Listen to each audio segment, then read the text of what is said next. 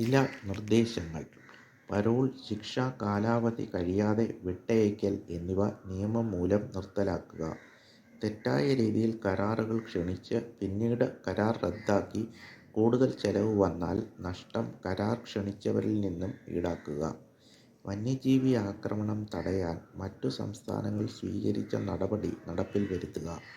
College, school എന്നിവിടങ്ങളിൽ ഇടിമുറി, ആയുധങ്ങൾ, ragging എന്നിവ ഇല്ല എന്ന് ഉറപ്പുവരുത്താൻ ടീച്ചേഴ്സിന് സ്ഥാപന സ്ഥലങ്ങൾ വീതിച്ചു നൽകുകയും 14 ദിവസം കൂടുമ്പോൾ പോലീസ് പരിശോധന നടത്തുകയും ചെയ്യുക.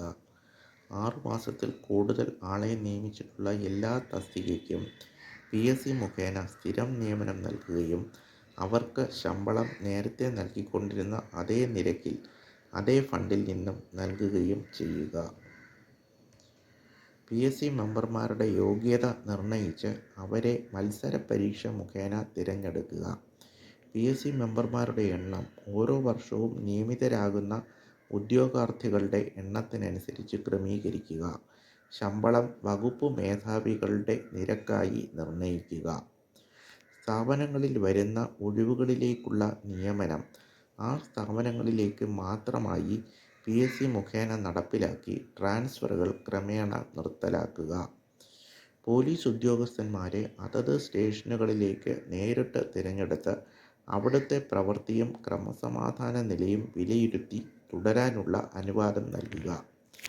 ബയോളജിക്കൽ മാലിന്യം സംസ്കരിക്കാനുള്ള പ്ലാന്റുകൾ അടുത്തടുത്തുള്ള തദ്ദേശ സ്ഥാപനങ്ങൾ ചേർന്ന് സ്ഥലങ്ങൾ കണ്ടുപിടിച്ച് സ്ഥാപിക്കുകയും അവിടെ സ്ഥാപിക്കാൻ പൊതുജനം സമ്മതിക്കുന്നില്ലെങ്കിൽ പൊതുജനം സ്വയം വീടുകളിലും സ്ഥാപനങ്ങളിലും തന്നെ സംസ്കരിക്കാൻ നിർദ്ദേശം നൽകുകയും നടപ്പിലാക്കുകയും ചെയ്യുക.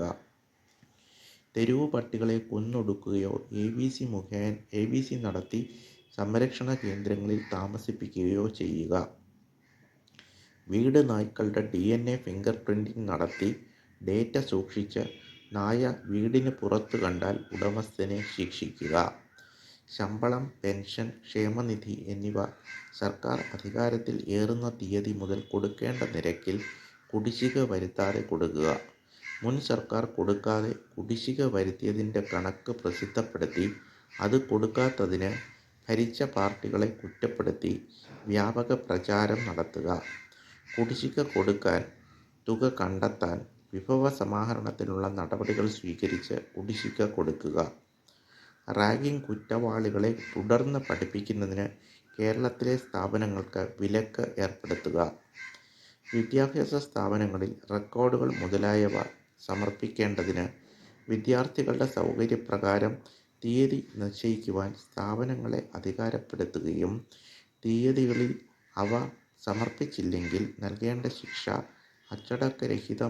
അച്ചടക്കരഹിതമായ പ്രവർത്തികൾക്ക് നൽകേണ്ട ശിക്ഷ എന്നിവ ഉൾപ്പെടുത്തി ഡിസിപ്ലിനറി ആക്ഷൻ പ്രോട്ടോകോൾ ഉണ്ടാക്കുക.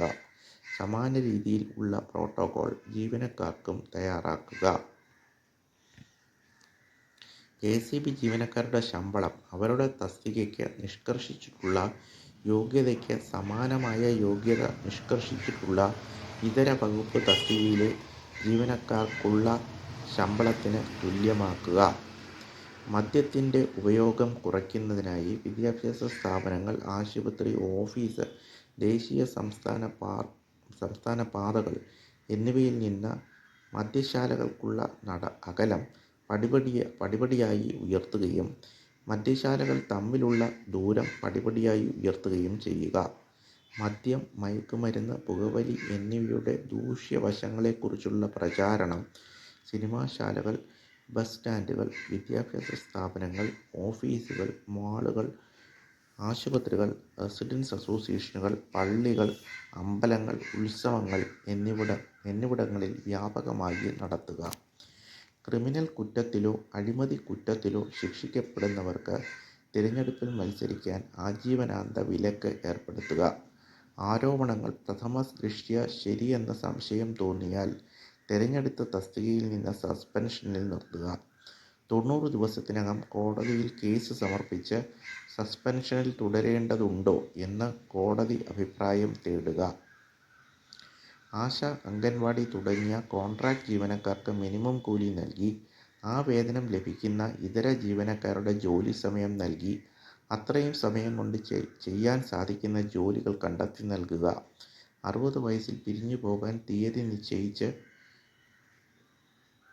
നിശ്ചയിച്ച് ഒഴിവുകളിൽ നിയമനം എംപ്ലോയ്മെന്റ് എക്സ്ചേഞ്ച് വഴി PSC മുഖേന നടത്തുക.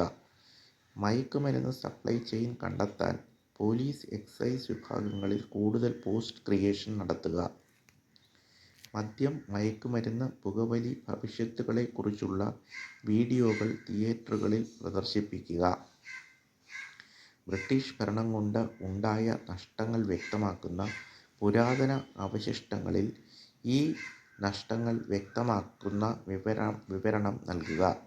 മുഗൾ ഭരണം, മതവിശ്വാസങ്ങൾ, ലഹളകൾ എന്നിവ കൊണ്ട് ഉണ്ടായ നാശങ്ങളും ഇതുപോലെ പ്രചരിപ്പിക്കുക.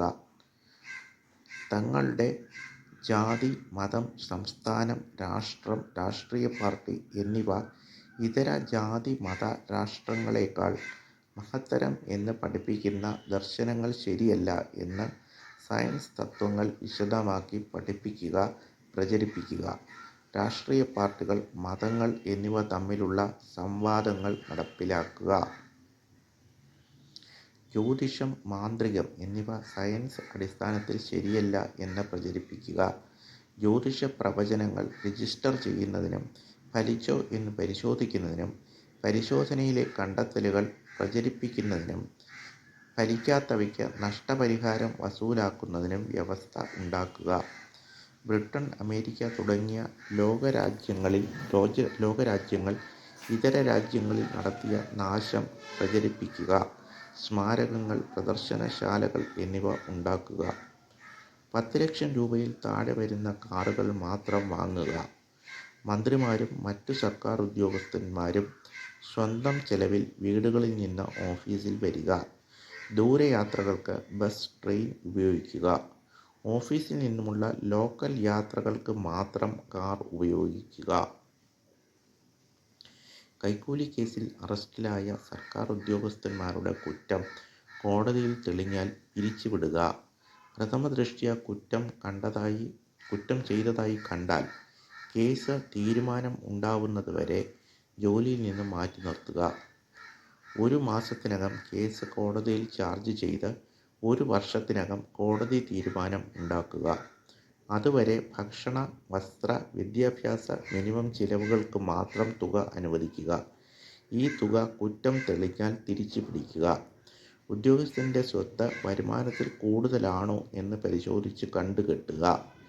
എല്ലാ ഉദ്യോഗസ്ഥന്മാരുടെയും വരുമാനവും സ്വത്തും പരിശോധിച്ച് സ്വത്ത് വരുമാനത്തിൽ കൂടുതൽ ആണെങ്കിൽ കണ്ടുകെട്ടുക.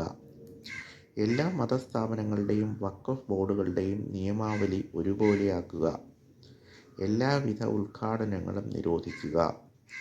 ആശുപത്രികളിലും ആരോഗ്യ സ്ഥാപനങ്ങളിലും കോൺട്രാക്ടർമാർക്കും മുൻകാല സർക്കാർ കൊടുക്കാനുള്ള തുക കണക്കാക്കി പ്രസിദ്ധീകരിച്ച് പ്രചാരണം നടത്തി ആ പേരിലുള്ള പദ്ധതി ഉണ്ടാക്കി